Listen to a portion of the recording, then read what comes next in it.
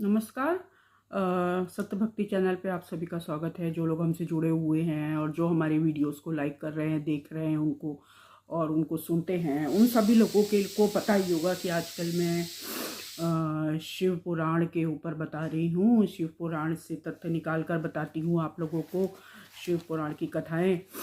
तो आज जो कथा है वो बहुत ही अच्छी है और वो भक्ति के ऊपर है। तो ये उस समय की बात है जब भगवान शिव और माता सती जो थी, उनकी विवाह हो गया। उसके बाद एक बार सती ने भगवान शिव से पूछा कि भक्ति कैसे करें, कैसे सिद्ध होती है भक्ति। जो लोग पूजा पाठ करते हैं उनकी भक्ति किस तरह से सिद्ध होती है, और पूछा कि परम तत्व क्या होता है और किस उपाय से जो है जीव सब दुखों से पार जा सकता है। तब भगवान कहते हैं कि विज्ञान ही परम तत्व है। विज्ञान वो है जिसके पता लग जाने पर जो है मनुष्य को ईश्वर की प्राप्ति हो जाती है। तो वो विज्ञान क्या है जिसको पता लगना है? तो आध्यात्मिक क्षेत्र में इन्होंने बताया कि मैं ब्रह्मा हूँ।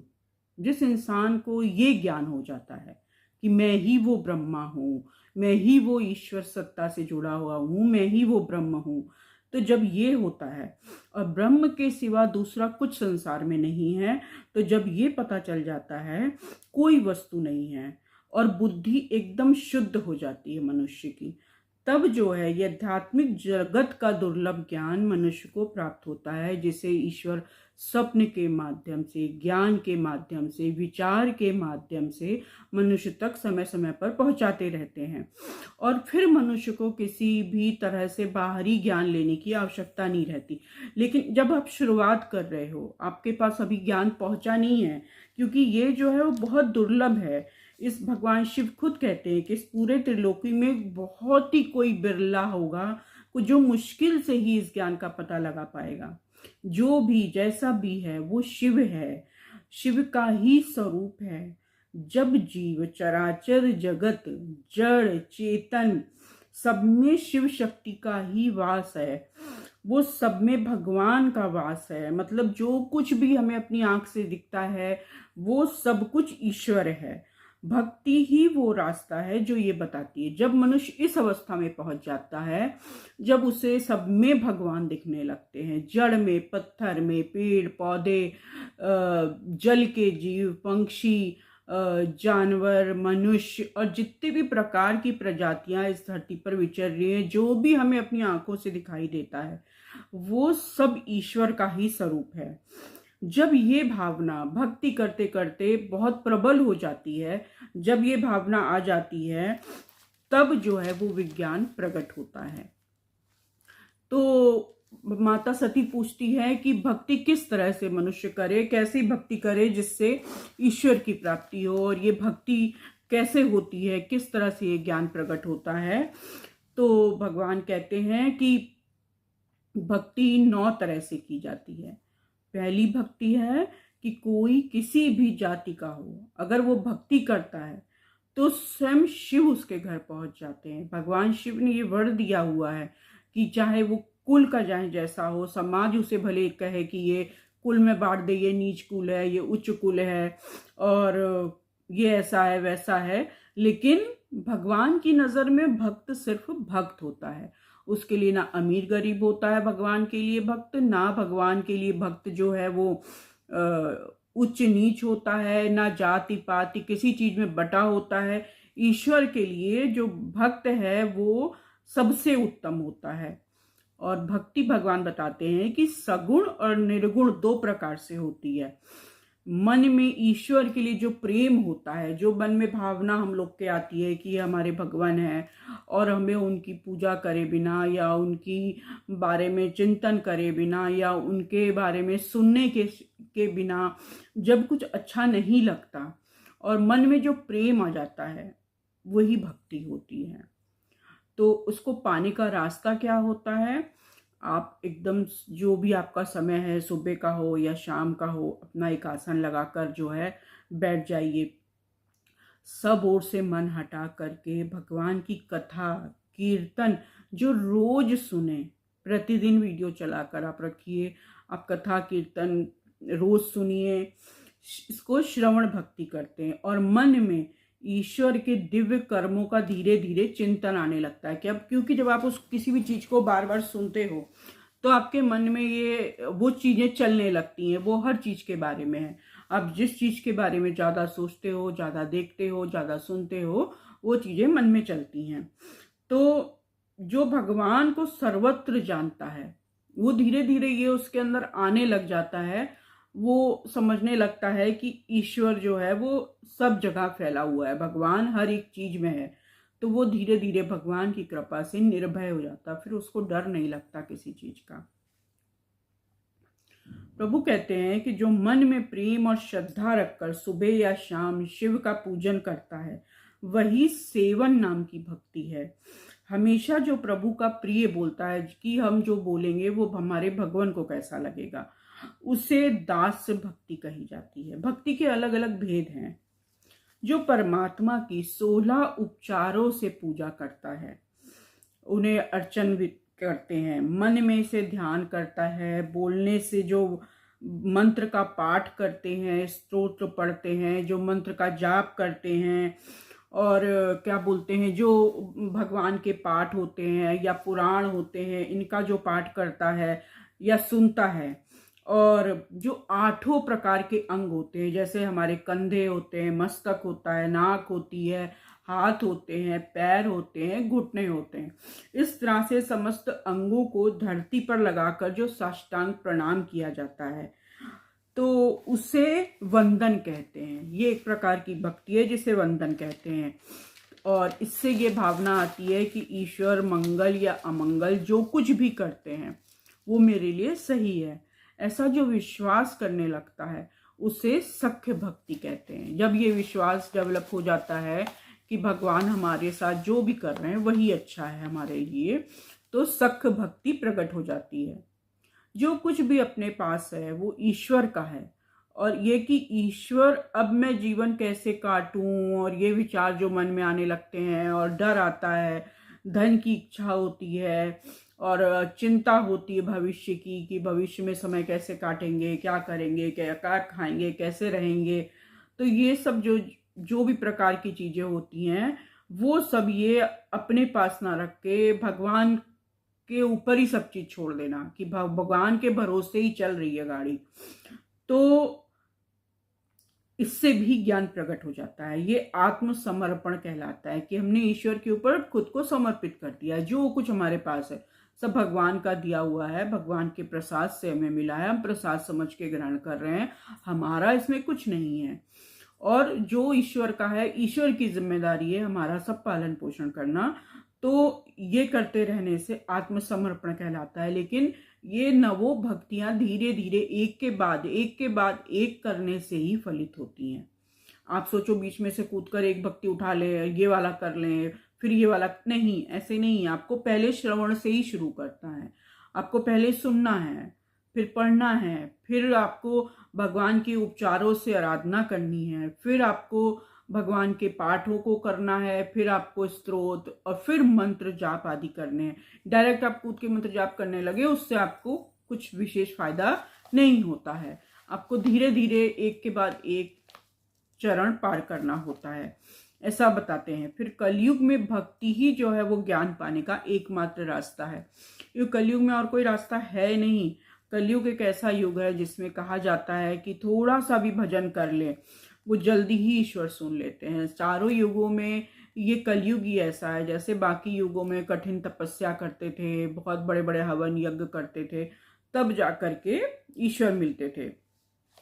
लेकिन ये काल जो है कलयुग का, और कलयुग में भी ये संधि काल जो है, इस समय ईश्वर बहुत तरह से अपनी एनर्जी धरती पर फैला रहे हैं। मैं अपने पिछले वीडियो में भी मैंने बताया है कि भगवान अपनी जो एनर्जी है, उनकी पॉजिटिव पावर है और निगेटिव पावर, दोनों बहुत ही तीव्र गति से फैल रही हैं। आपका को रास्ता अपना खुद चुनना है, तो जो भक्ति के मार्ग पे चल रहा है, ईश्वर सदा उसकी रक्षा करते हैं, उसको किसी भी चीज़ से डरने की फिर जरूरत नहीं है। अगर भक्ति के रास्ते पे चलते हुए किसी कारणवश उसकी मृत्यु भी हो जाती है तो भी ईश्वर उसका साथ देते हैं, वो भगवत लोक में ही जाता है। भगवान के ही भक्त उसको सहारा देते हैं और भगवान के ही लोक में उसको शरण मिलती है, तो उसको वहां पर भी एक अच्छी सदगति प्राप्त होती है। और भगवान कहते हैं कि भक्त के लिए तो वो कुछ भी त्याग कर सकते हैं, भगवान भी भक्त के लिए बहुत कुछ त्याग देते हैं। जैसे रावण थे, उन्होंने भगवान के बहुत बड़े भक्त थे शिव के, लेकिन उन्होंने क्योंकि राम का निरादर किया था और राम की पत्नी का हरण किया, सभी को पता है, तो भगवान शिव ने भी रावण का त्याग किया, तो उन्हें राम जी मार पाए थे। क्योंकि ईश्वर जो है वो विभिन्न स्वरूपों में आते हैं। शिव ने जो है बहुत सारे तंत्र शास्त्र, यंत्र शास्त्र, ज्योतिष शास्त्र, वैद्य शास्त्र जो संसार को दिए, ये सारा ज्ञान भगवान शिव ने माता सती को दिया था। जो सती समय समय पर उनसे पूछती रहती थी तो भगवान शिव उनको बताते थे, और जब उनको बताते थे तो उस तरह से वो संसार को ये ज्ञान मिलता चला गया। शिव ने संसार को भर दिया है ज्ञान से, लेकिन वो चारों वेद और 18 पुराण और बहुत सारी जो उन्होंने चीजें दी संसार को, वो इसीलिए दी थी कि किसी तरह से मनुष्य इनको अपने जीवन में उतारे और ईश्वर की भक्ति करे। और प्रभु ने अनेक लीलाएं करी, वो विभिन्न लीलाएं करते हैं मनुष्यों को सिखाने के लिए। भगवान ने अपने दो स्वरूप, भगवान शिव और माता पार्वती के रूप में कैलाश पर अपना निवास स्थान बनाया। उन्होंने विभिन्न लीलाएं करी मनुष्यों को दिखाने के लिए, वरना वो तो खुद ही परब्रह्म परमेश्वर हैं। तो वैसे ही भगवान कहते हैं कि जिस घर में अपूज्य पुरुषों को माना नहीं जाता, मतलब जो लोग पूजा के योग्य नहीं है, उन्हीं को अपने घर में बुला बुला के बैठा लेंगे, उन्हीं के साथ संबंध बढ़ाएंगे और उन्हीं को मानेंगे ज़्यादा।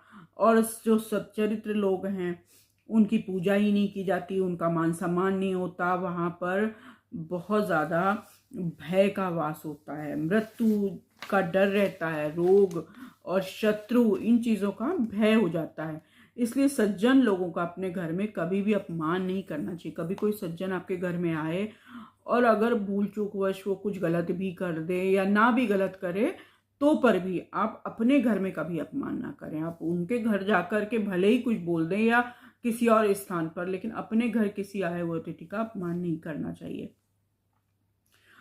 जब ऐसे ही बहुत सारी बातें भगवान शिव ने माता पार्वती को बताया। भगवान शिव ही निर्विकार रूप में भी रहते हैं शिवलिंग स्वरूप से, और वो साकार स्वरूप से भी भगवान शंकर हैं। जब ऐसा फिर भी एक बार ऐसे ही भगवान जब वन घूमने जाने का मन हुआ तो देवी सती भी साथ में थी, और उस समय उन्होंने, एक कथा है कि भगवान श्री राम को वन में जब थे तो श्री राम, लक्ष्मण और सीता, तो सीता जी का तब हरण हो चुका था, तो श्री राम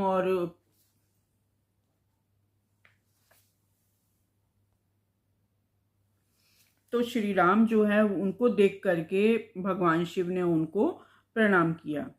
तो इस पर जो है माता सीता उनसे कहने लगी, सती, कि आप तो खुद ही भगवान हैं, फिर आप श्री राम को क्यों प्रणाम कर रहे हैं? कौन है ये श्री राम, क्या है उनका? तब भगवान ने विष्णु के स्वरूप की महिमा बताई। उन्होंने बताया कि भगवान विष्णु किस तरह से महान है, और वो भगवान विष्णु की आराधना खुद करते हैं, और भगवान विष्णु का ही अवतार श्री राम है।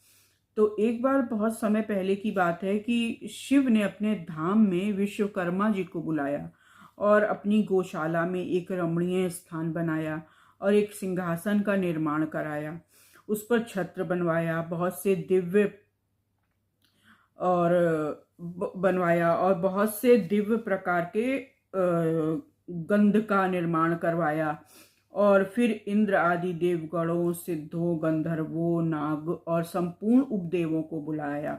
वेदों, आगम, ब्रह्मा जी, मुनि, अप्सराएं और देवियों को बुलाया और शुभ औषधियों से राज्याभिषेक के लायक एक द्रव का निर्माण कराया, और श्री हरि को वैकुंठ से बुलाया। भगवान ने खुद उनकी आराधना करी है, तो शिव जी ने भगवान विष्णु की आराधना करने के लिए उन्हें वैकुंठ से बुलाया और सब प्रकार से आभूषण पहनाए और उन्हें सिंहासन पर बैठाया, मुकुट पहनाया, उनको अपने ऐश्वर्य प्रदान किए और उनकी वंदना भी की और बोले सभी देवता आदि श्री हरि की नित्य आराधना करें, उपासना करें, क्योंकि महादेव जी ने स्वयं ही उनकी उपासना करी है, वंदना की है। सभी वेद श्री हरि जी का वर्णन करें।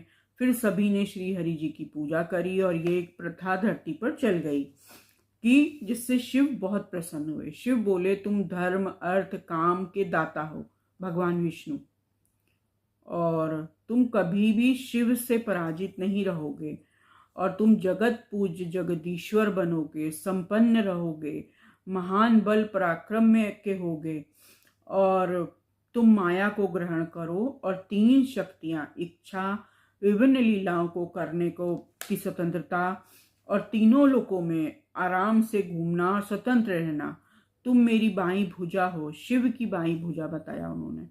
और तुम विधाता की, ब्रह्मा जी की दाईं भुजा हो।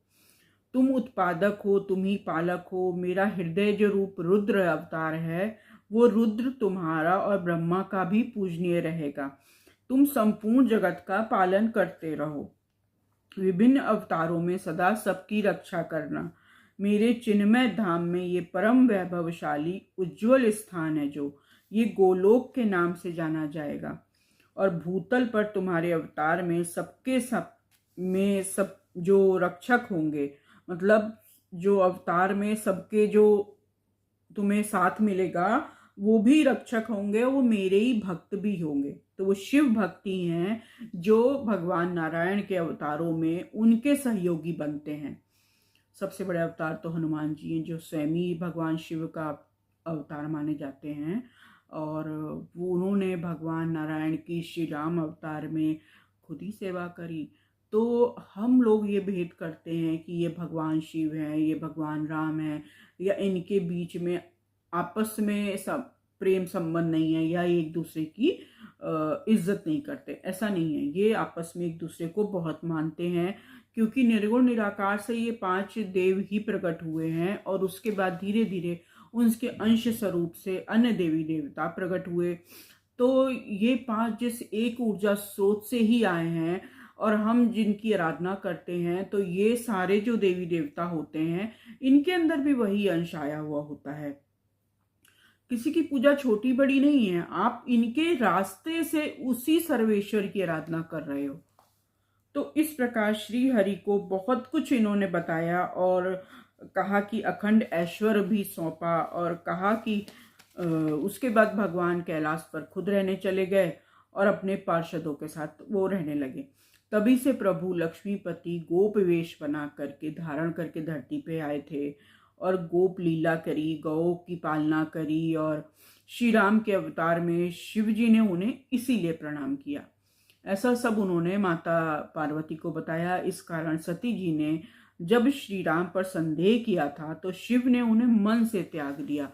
माता सती को इतना सब देख करके भी और एक बार यही संदेह आ गया कि सीता, राम और लक्ष्मण ये मनुष्य हैं, ये अपनी पत्नी के वियोग में रो रहे हैं, ये वन वन जाते हैं, भटक रहे हैं, पशु पक्षी और हर किसी से पूछ रहे हैं कि सीता कहाँ है, सीता का पता बना दो, तो ये नारायण का अवतार कैसे हो सकते हैं। सती के मन में ऐसा एक बार विचार आ गया। तो सती जो है वो पहुंच गई वन में और पूछने लगी कि राम के सामने सीता जी का वेश बनाकर पहुंच गई, लेकिन श्री राम जी क्योंकि खुद नारायण है उन्होंने उन्हें पहचान लिया, उन्हें प्रणाम किया और पूछ लिया माता आप यहाँ पे कैसे आई। तो सती शर्मिंदा हो गई और पूछने लगी। फिर राम जी ने उन्हें ये सारा वृत्तांत बताया जो ऊपर मैंने बताया अभी आपको।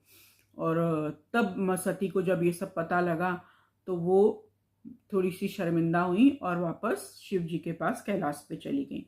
लेकिन जब सती कैलाश पे पहुंची तो शिव जी ने अपने मन से, ये मन की आंखों से जान लिया अपने, क्योंकि वो ईश्वर हैं, उन्होंने जान लिया कि सती जो है वो सीता का वेश बना कर गई थी और उन्हें श्री राम जी पर संदेह हुआ था। इस बात पर शिव जी ने मन ही मन, क्योंकि वो शिव जी के इष्ट हैं श्री राम, क्योंकि नारायण जो है वो भगवान महादेव की आराधना करते हैं, जो महादेव हैं वो नारायण की आराधना करते हैं, तो ये उनके इष्ट हैं। उन्हें ये बुरा लगा इसलिए उन्होंने मन से सती का त्याग करा, जिससे सती को बहुत दुख हुआ। लोग कहते हैं कि भगवान महादेव और सती जो थे वो उनके अंदर बीच में वियोग आ गया था, वो बहुत दुखी थे, लेकिन ऐसा नहीं है। शिव ने सती का कोई अपमान नहीं किया था। शिव ने सती को कभी अपने से अलग नहीं किया, बल्कि उनके साथ बहुत लंबे समय तक, दोनों इस घटना के होने के बाद भी बहुत लंबे समय तक उन्होंने लीला का आदान प्रदान किया। वो सांसारिक जीवन जी रहे थे। यहाँ पर बहुत सी कथाएं उन्होंने सुनाई सती को, और बहुत तरह से उनका मन की उदासी को दूर करने का प्रयत्न किया। बीच बीच में वो अपना संन्यास भी धारण करते थे शिव, क्योंकि एक सन्यासी हैं और वो हमेशा अपने उसमें रहते हैं, ध्यान और उसमें रहते हैं, तो उन्होंने बीच बीच में उसको भी धारण किया था।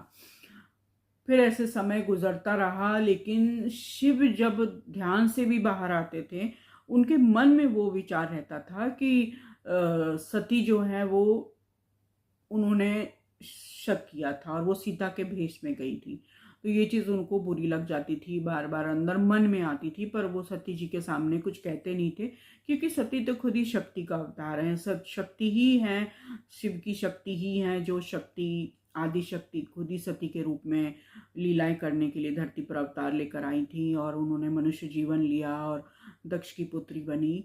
तो भगवान जो है उनसे किसी तरह की नाराजगी नहीं रखे थे, सिर्फ वो उनको वो मान दे रहे थे शायद, और उनके मन में ये आ गया था कि इन्होंने शंका करी थी, जो एक बात थी वो उनको लगी थी। तो इस तरह बहुत लंबे समय तक लीला करते हुए भगवान ने बहुत अच्छा समय गुजारा, और शिव और सती में वियोग नहीं हुआ था। वो ऐसा नहीं था कि ये घटना घटी और उसके तुरंत बाद सती चली गई छोड़ के, ऐसा कुछ नहीं हुआ था। ऐसा शिव पुराण खुद कहता है कि वहाँ पर फिर भगवान शिव और माता सती ने काफ़ी सामान्य जीवन भी जिया, पर हाँ, उन्हें पत्नी के अनुसार जगह नहीं मिल पाई थी। उनके मन में भी ये चीज़ आ गई थी कि उन्होंने शिव को दुख दिया है, तो वो भी आदि शक्ति ही। तो उसके बाद जो लीला आई है वो भगवान के दक्ष के परिवार में हुई थी, वो हम आगे फिर कभी बताएंगे। आज के लिए बस इतना ही। अगर आप लोगों को शिव पुराण की ये कथा अच्छी लगती हो और मैं आपको जो चीज़ें बताती हूँ वो आप लोगों को पसंद आती हो, तो प्लीज़ चैनल को लाइक किया करिए, सब्सक्राइब किया करिए, और अपने कमेंट्स भी डाला करिए, ताकि हमें पता चलता रहे कि आप किस तरह की चीज़ें आपको अच्छी लगती हैं, कैसे वीडियो पसंद आते हैं, और किस तरह के वीडियो मैं और बनाकर आप लोगों को दिया करूँ, ताकि मैं